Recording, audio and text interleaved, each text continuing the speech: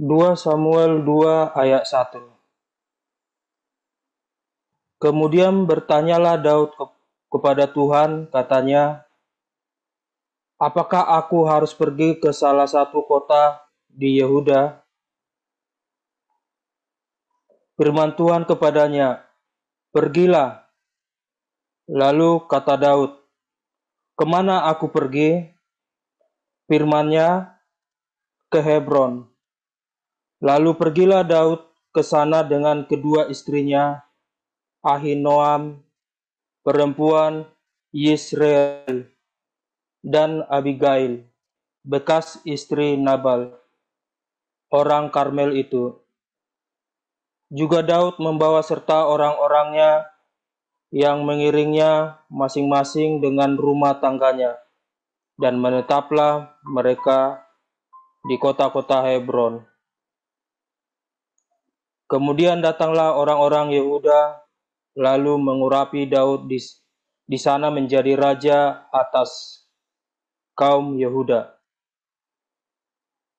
Ketika kepada Daud diberitakan bahwa orang-orang Yabes Gilead menguburkan Saul, maka Daud mengirim orang kepada orang-orang Yabes Gilead dengan pesan, diberkatilah kamu oleh Tuhan, karena kamu telah menunjukkan kasih-Mu kepada tuanmu Saul dengan menguburkannya.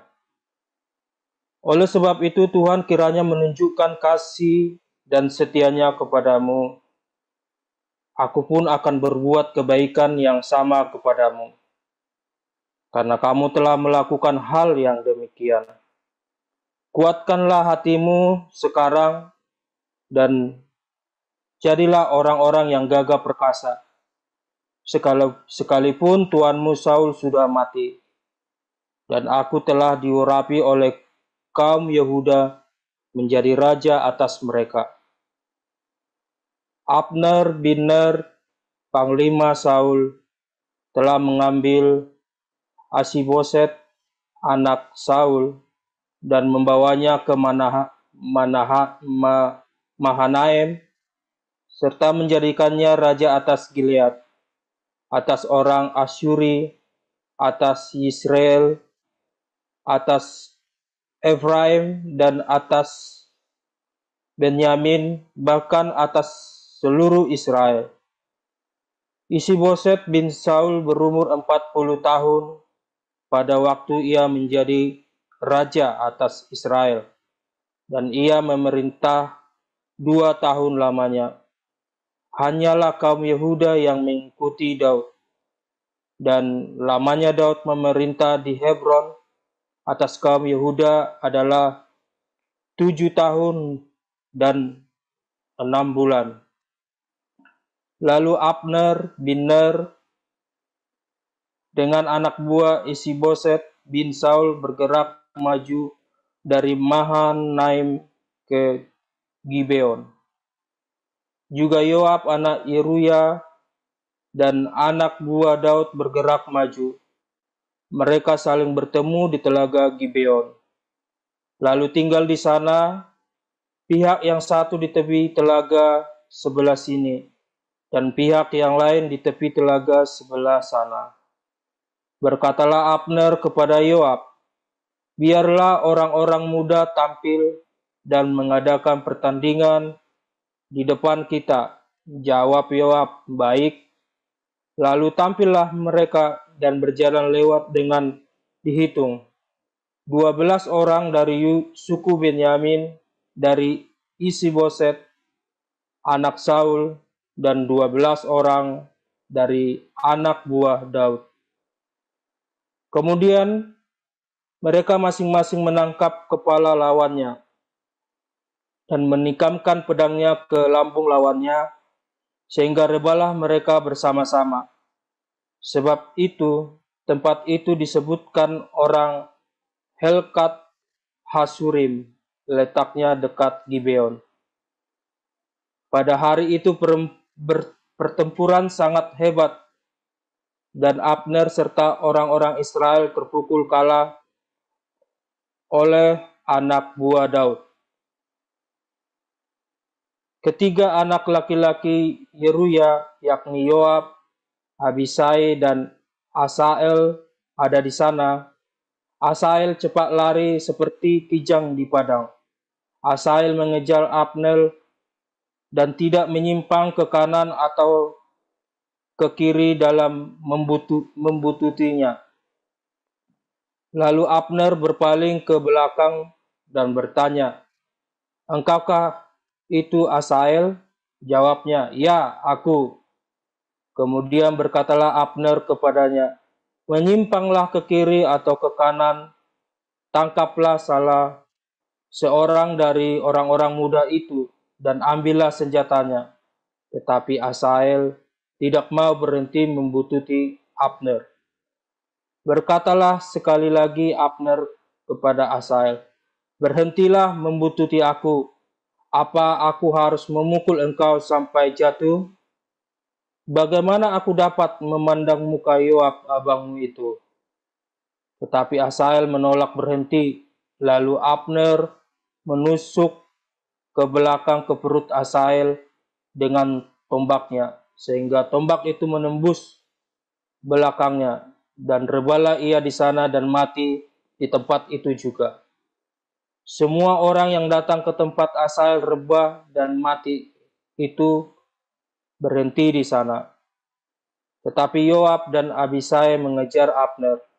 Ketika matahari masuk dan mereka sampai dekat bukit Ama yang ada di sebelah timur Gia, ke arah padang gurung Gibeon, berhimpunlah Bani Benyamin di belakang Abner menjadi satu gabungan dan bersiap-siap di puncak sebuah bukit. Berserulah Abner kepada Yoab, "Haruskah pedang makan terus-menerus? Tidak tahukah engkau bahwa kepahitan datang pada akhirnya? Berapa lama lagi engkau tidak mau mengatakan kepada rakyat itu, supaya mereka berhenti memburu saudara-saudaranya?"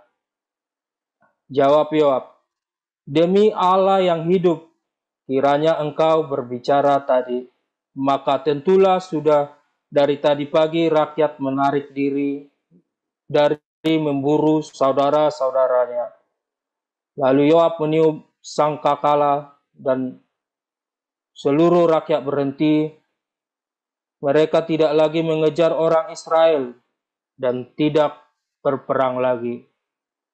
Semalam malaman Abner dan orang-orangnya berjalan melalui Araba Yordan, menyeberangi sungai Yordan, berjalan terus hampir sepanjang siang, lalu sampai ke Mahanaim.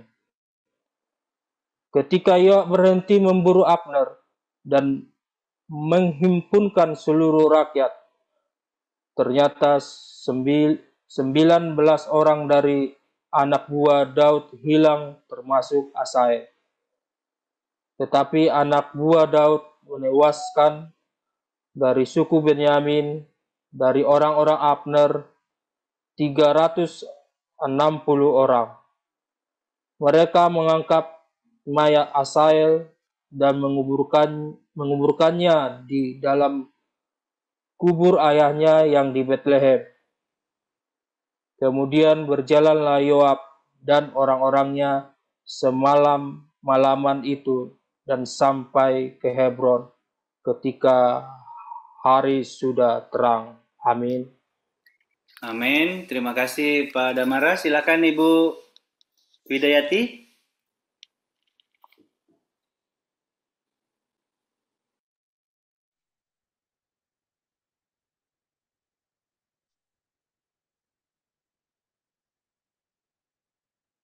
Silakan Bu. Ya Pak.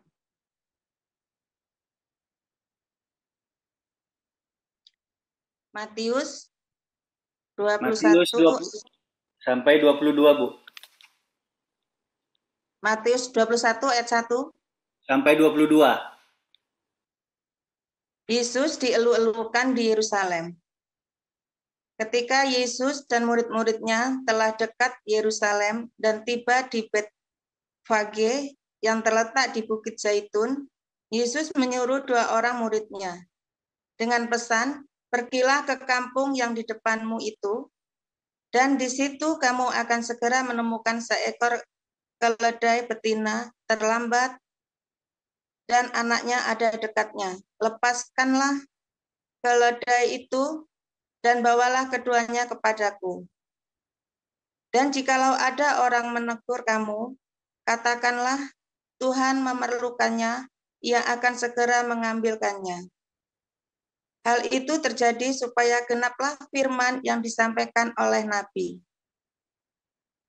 "Katakanlah kepada Putri Sion, lihat, rajamu datang kepadamu. Ia lebih lembut dan mengendarai seekor keledai beban yang mudah." Maka pergilah murid-murid itu dan berbuat seperti yang ditugaskan Yesus kepada mereka. Mereka membawa keledai betina itu bersama anaknya, lalu mengalasinya dengan pakaian mereka, dan Yesus pun naik ke atasnya. Orang yang sangat besar jumlahnya menghamparkan pakaiannya di jalan. Ada pula yang memotong ranting-ranting dari pohon-pohon dan menyebarkannya di jalan. Dan orang banyak yang berjalan di depan Yesus dan yang mengikutinya dari belakang berseru katanya, "Hosana bagi anak Daud, diberkatilah dia yang datang dalam nama Tuhan.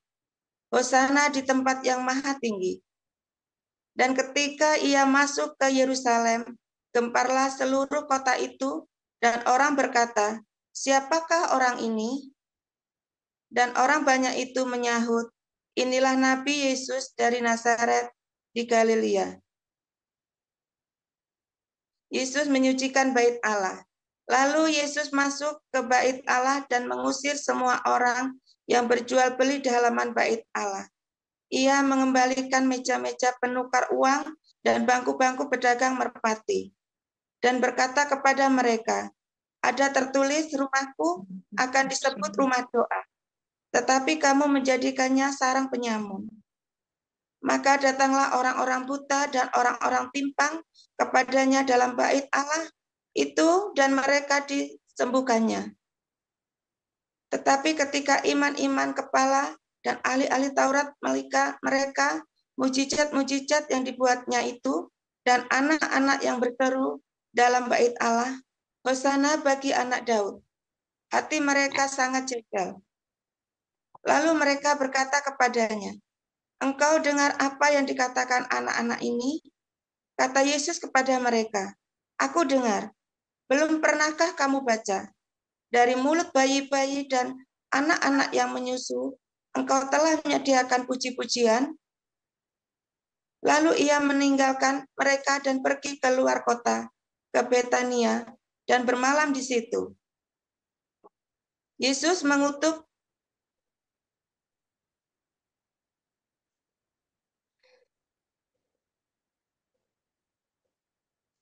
menyucikan bait Allah. Lalu tibalah Yesus dan murid-muridnya di Yerusalem. Sesudah Yesus masuk ke bait Allah, mulailah ia mengusir orang-orang yang berjual beli di halaman bait Allah. Mereka meja-meja penukar uang dan bangku-bangku pedagang merpati dibalikannya. Dan ia tidak memperbolehkan orang membawa barang-barang melintasi halaman bait Allah. Lalu ia mengajar mereka, katanya, "Bukankah ada tertulis, rumahku akan disebut bagi segala bangsa, tetapi kamu ini telah menjadikannya seorang penyamun." Iman-iman kepala dan ahli-ahli Taurat mendengar tentang peristiwa itu, dan mereka berusaha untuk membinasakan dia, sebab mereka tahu kepadanya. Melihat seluruh orang banyak takjub akan pengajarannya. Menjelang malam mereka keluar lagi dari kota. Pohon ara yang sudah kering, nasihat Yesus tentang doa. Pagi-pagi ketika Yesus dan murid-muridnya lewat, mereka melihat pohon ara tadi sudah kering sampai ke akar-akarnya. Maka teringatlah Petrus akan apa yang telah terjadi. Lalu ia berkata kepada Yesus, "Rabi, lihatlah pohon ara yang kau kutuk itu sudah kering. Yesus menjawab mereka, percayalah kepada Allah, aku berkata kepadamu, sesungguhnya barang siapa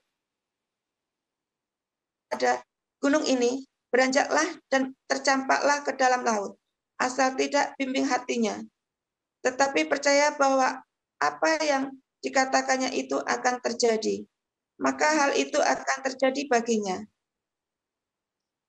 Karena itu, ya Pak. Ayat 23 sampai 46, silakan Ibu Putut. Baik, Pak. Lalu Yesus masuk ke bait Allah, dan ketika ia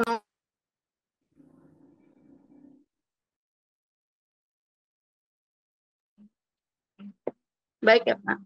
Lalu Yesus masuk ke bait Allah, dan ketika ia mengajar di situ, datanglah imam-imam kepala serta tua-tua. Saya ulangi. Datanglah imam-imam kepala serta tua-tua bangsa Yahudi kepadanya dan bertanya, dengan kuasa manakah engkau melakukan hal-hal itu? Dan siapakah yang memberikan kuasa itu kepadamu? Jawab Yesus kepada mereka, aku juga akan mengajukan satu pertanyaan kepadamu, dan jikalau kamu memberi jawabnya kepadaku, aku akan mengatakan juga dengan kuasa manakah aku melakukan hal-hal itu. Dari manakah baptisan Yohanes? Dari surga atau dari manusia? Mereka memperbincangkan di antara mereka dan berkata, jikalau kita katakan dari surga, ia akan berkata kepada kita, kalau begitu, mengapakah kamu tidak percaya kepadanya? Tetapi jikalau kita katakan dari manusia, kita takut kepada orang banyak, sebab semua orang menganggap Yohanes ini nabi.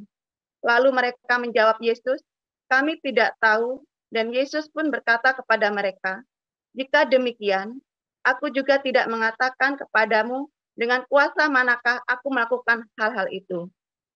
Ayat 28, tetapi apakah pendapatmu tentang ini? Seorang mempunyai 2 anak laki-laki, ia pergi kepada anak yang sulung dan berkata, anakku, pergilah dan bekerjalah hari ini dalam kebun anggur. Jawab anak itu, baik Bapa, tetapi ia tidak pergi. Lalu orang itu pergi kepada anak yang kedua dan berkata demikian juga. Dan anak itu menjawab, aku tidak mau. Tetapi kemudian ia menyesal, lalu pergi juga. Siapakah di antara kedua orang itu yang melakukan kehendak ayahnya? Jawab mereka, yang terakhir. Kata Yesus kepada mereka, aku berkata kepadamu, sesungguhnya pemungut-pemungut cukai dan perempuan-perempuan sundal akan mendahului kamu masuk ke dalam kerajaan Allah. Sebab Yohanes datang untuk menunjukkan jalan kebenaran kepadamu, dan kamu tidak percaya kepadanya. Tetapi pemungut-pemungut cukai dan perempuan-perempuan sundal percaya kepadanya. Dan meskipun kamu melihatnya, tetapi kemudian kamu tidak menyesal dan kamu tidak juga percaya kepadanya. Ayat 33, dengarkanlah suatu perumpamaan yang lain. Adalah seorang tuan, tanah membuka kebun anggur dan menanam pagar sekelilingnya. Ia menggali lubang tempat memeras anggur dan mendirikan menara jaga dalam kebun itu. Kemudian ia menyewakan kebun itu kepada penggarap-penggarap, lalu berangkat ke negeri lain. Ketika hampir tiba musim petik, ia menyuruh hamba-hambanya kepada penggarap-penggarap itu untuk menerima hasil yang menjadi bagiannya. Tetapi penggarap-penggarap itu menangkap hamba-hambanya itu. Mereka memukul yang seorang, membunuh yang lain, dan melempari yang lain dengan batu. Kemudian Tuhan itu menyuruh pulang hamba-hamba yang lain lebih banyak daripada yang semula. Tetapi mereka diperlakukan sama seperti kawan-kawan mereka. Akhirnya ia menyuruh anaknya kepada mereka, katanya, anakku, akan mereka segani. Tetapi ketika penggarap-penggarap itu melihat anaknya itu, mereka berkata seorang kepada yang lain, ia adalah ahli waris, mari kita bunuh dia, supaya warisannya menjadi milik kita. Mereka menangkapnya dan melemparkannya keluar kebun anggur itu, lalu membunuhnya. Maka apabila tuan kebun anggur itu datang, apakah yang akan dilakukan dengan penggarap-penggarap itu?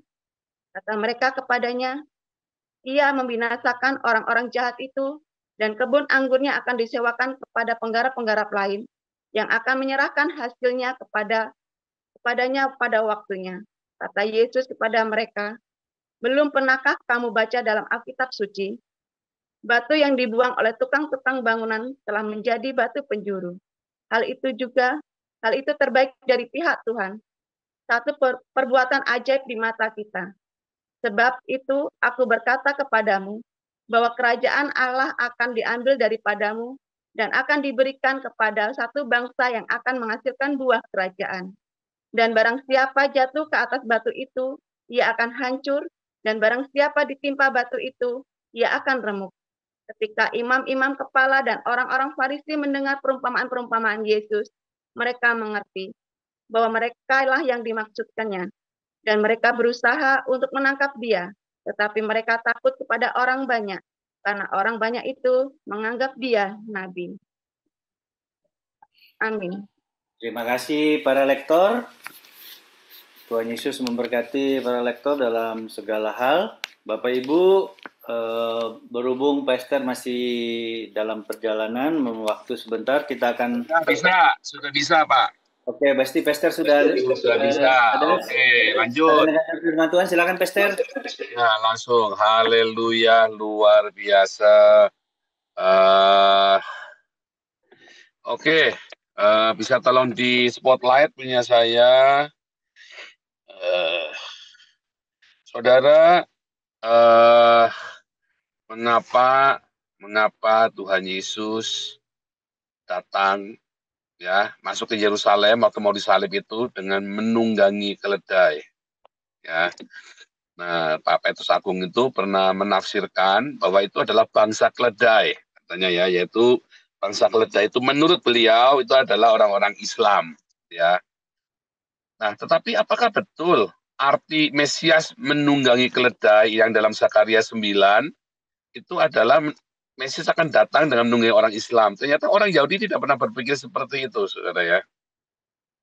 Karena ada dua cara ya Mesias datang di dalam Vayislah, ya, why Messiah will ride a donkey, Likutai Sikos, ya, dalam Likutai Sikos yang ditulis oleh seorang rabai, ya, oleh seorang rabai Yahudi, ya, saudara ya. Ini materi ini saya kirim sebagai salah satu pengayaan untuk di Likutai Sikos ini sebagai pengayaan untuk Hagios Bible College, saudara ya. Nah, saudara, ternyata makna keledai itu ya, saudara ya,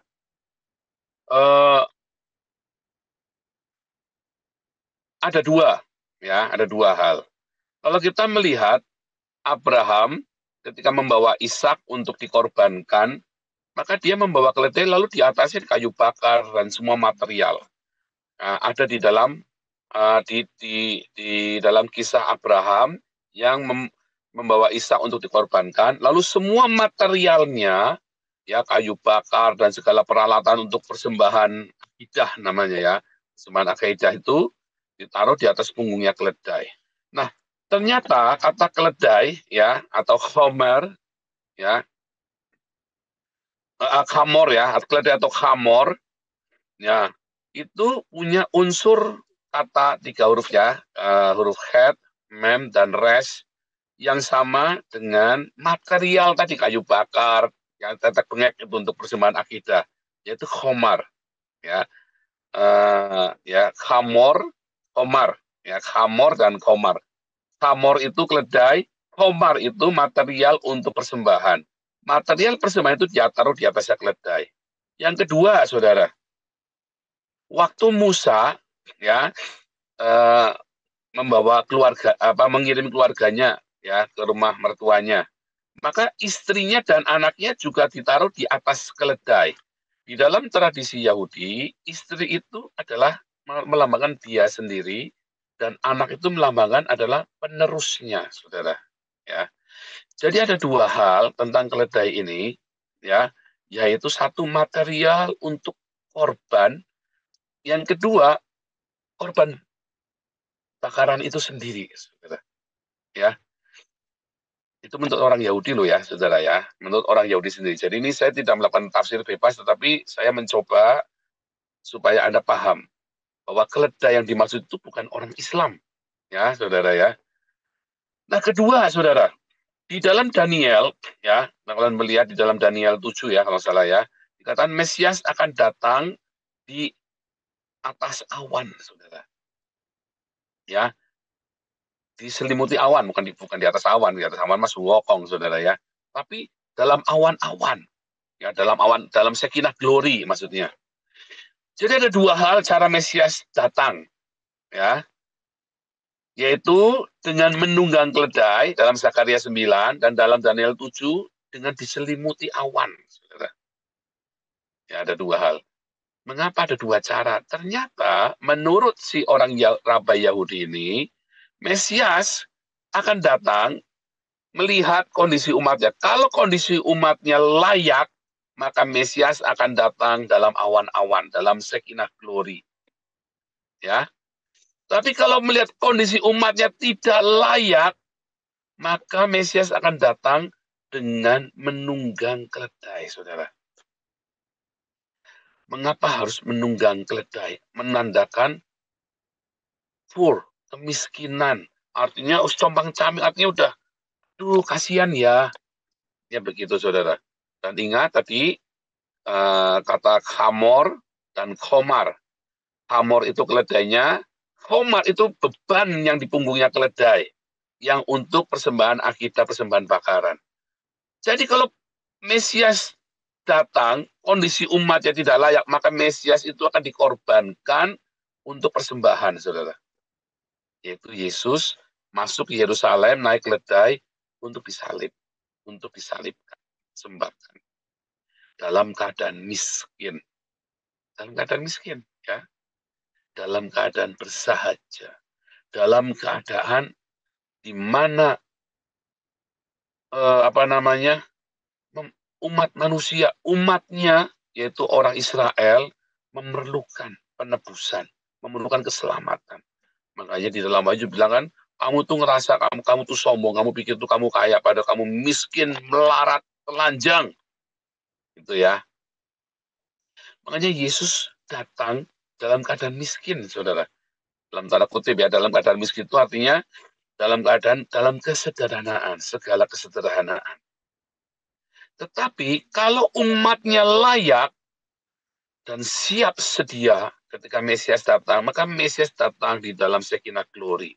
Lalu kita yang percaya kepada Mesias, yang menanti-nantikan Mesias, akan dirubah hidupnya. Ya, dengan tubuh kemuliaan, tubuh sang Mesias, saudara. Tidak dua ya. Kalau umatnya nggak layak, Mesias datang dengan keledai. Artinya, ia harus dikorbankan. Kalau umatnya layak, yaitu nanti, saudara ya, karena ada penebusan, maka Mesias akan datang dengan awan-awan. Itu tepat sekali. Jadi tanpa sadar, orang Yahudi sedang cerita, Yesus yang datang pertama kali dengan keledai, dan Yesus yang kedua kali nanti di dalam awan-awan, saudara.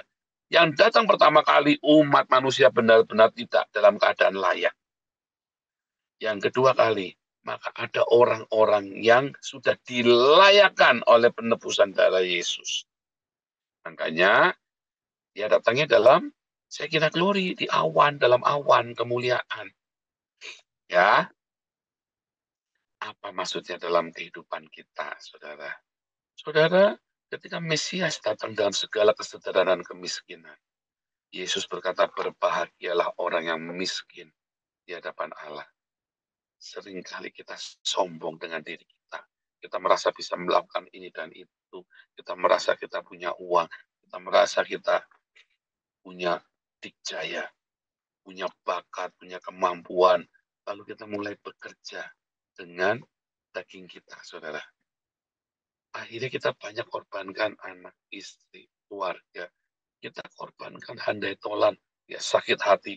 Gara-gara kita ngotot, kerjaan kita kudu beres, sementara kita melakukannya dengan kekuatan kita sendiri. Dan kita banyak sekali mengorbankan orang-orang yang bersama dengan kita, bahkan orang-orang yang mengasihi kita pun kamu sakiti, saudara. Ya kan?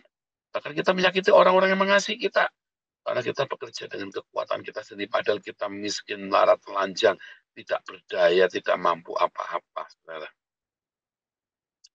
Jadi hari ini Anda yang merasa tidak berdaya, berbahagia Anda, itu adalah kabar yang baik, start yang baik. Wah, aku ini tidak bisa apa-apa, aku ini begini, aku kurang. Oh, itu start yang baik, datang sama Tuhan. Bilang, jangan sama saya, bilangnya. Pak, aku ini tidak berbakat, aku ini IQ-nya rendah, Pak, aku ini pendidikannya rendah, aku ini tidak punya uang. Oh, bagus. Kesempatan kamu datang pada Yesus dan Tuhan sayang, suka sekali ketika kamu datang begitu, datang kepada Tuhan. Tuhan, aku ini tidak bisa apa-apa, aku ini loyo, aku ini tidak berpotensi, aku ini tidak berbakat, aku ini tidak pinter, aku ini miskin Tuhan. Oh, Tuhan suka, saudara. Suatu hari saya lulus SMA, ya saudara ya, saya masuk kuliah. Setelah saya lulus kuliah, karir saya selalu bagus. Dalam segala hal saya selalu bagus, saudara.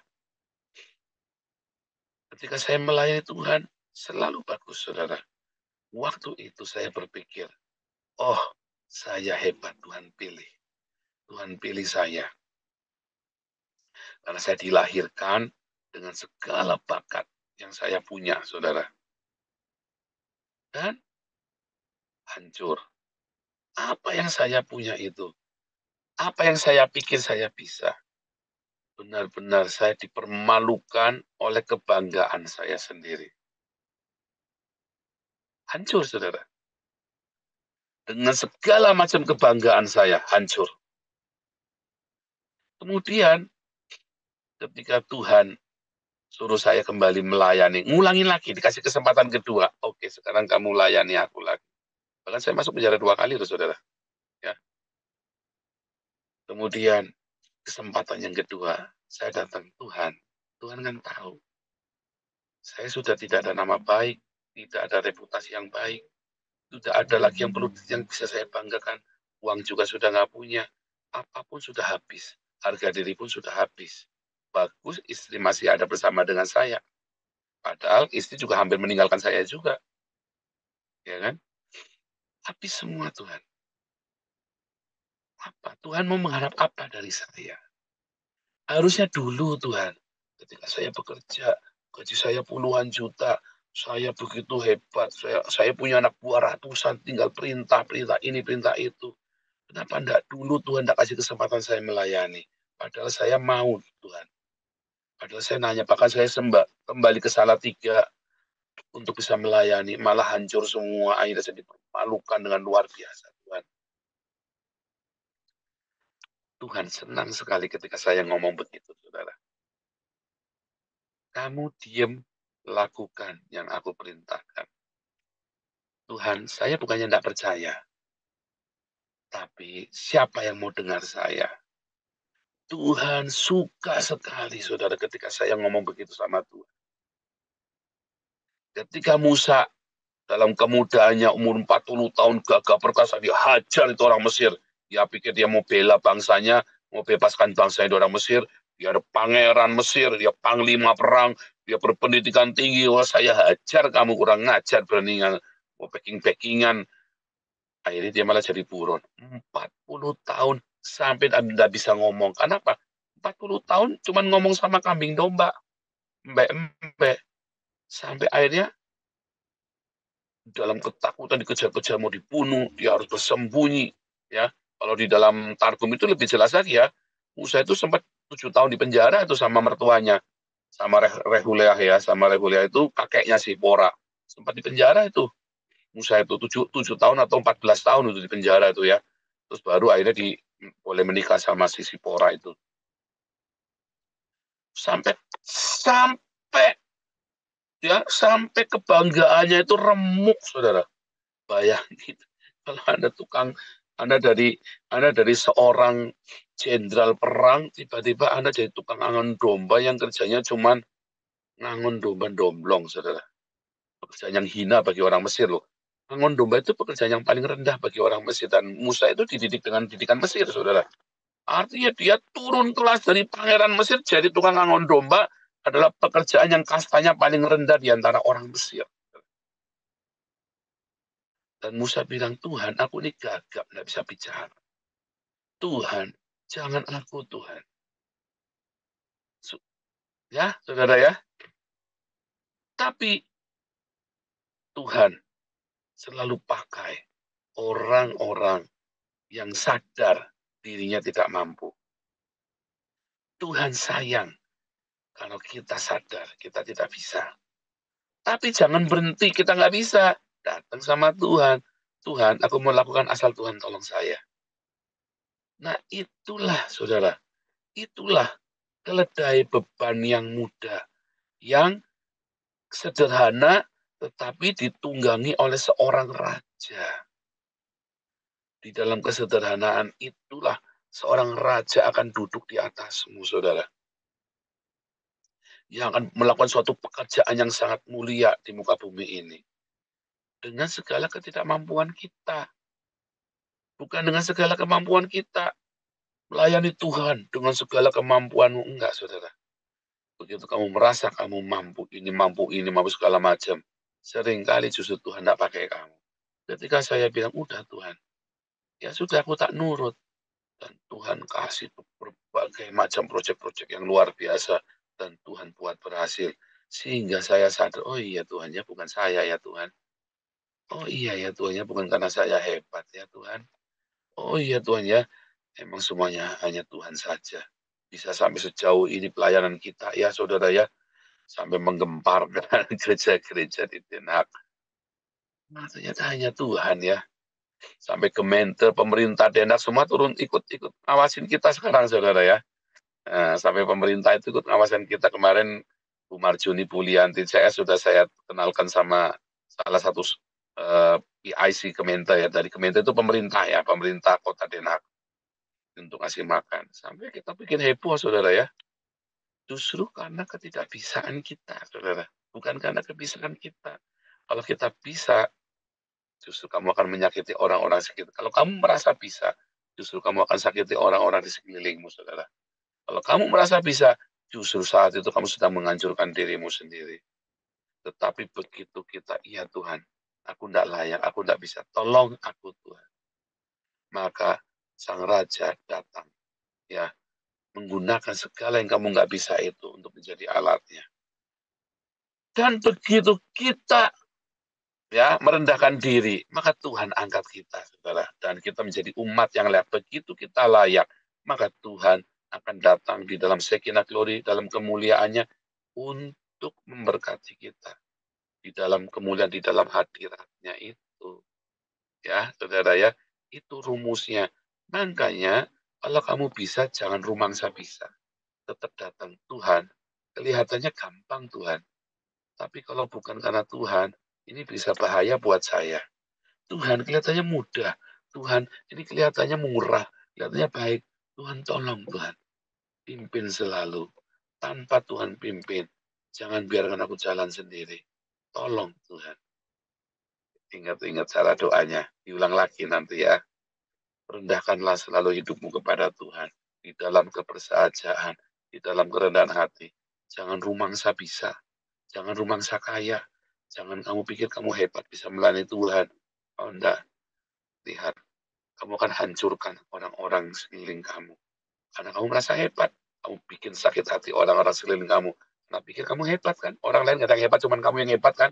Padahal kamu tolol, miskin, melarat, telanjang. Tapi saat kita bilang Tuhan, gak mungkin Tuhan kalau bukan karena Tuhan. Saya masuk Den Haag, saya bilang Tuhan, saya ini jarum di tengah jerami. Bagaimana caranya kita nyeruak begini Tuhan? Tuhan buka jalan dengan luar biasa. Seminggu 3 kali kita kasih makan ratusan orang di Den Haag, saudara ya. Seminggu 3 kali kita gembarkan. Mulai banyak orang-orang ya yang nggak bener, yang maling, yang nipu semua. Itu kan orang-orang itu semua. Padahal orang Belanda juga ada, saudara, di antara mereka. Homeless ini. Sekarang bergabung bersama dengan kita. Oh, orang-orang ini ya sama ingat Gua Adulam. Orang-orang bermasalah inilah nanti yang akan menunggang balikan Den Haag. Ya, saudara ya, yang akan menunggangi Den Haag orang-orang yang dianggap orang-orang Gua Adulam, para penjahat dan kriminal ini yang dipakai Tuhan. Ya, saya sudah kasih nubuatan ke beberapa orang ya, sudah saya lemparkan nubuatan. Kalau Anda merasa tidak mampu, kalau Anda merasa tidak layak, Anda merasa miskin, melarat, bodoh, kurang pinter ini, kurang pinter itu, saatnya datang pada Tuhan. Tuhan, ini aku Tuhan. Aku memang tidak bisa, tapi Tuhan tolong aku. Pasti nanti bisa Tuhan, kalau Tuhan tolong. Tuhan Yesus memberkati.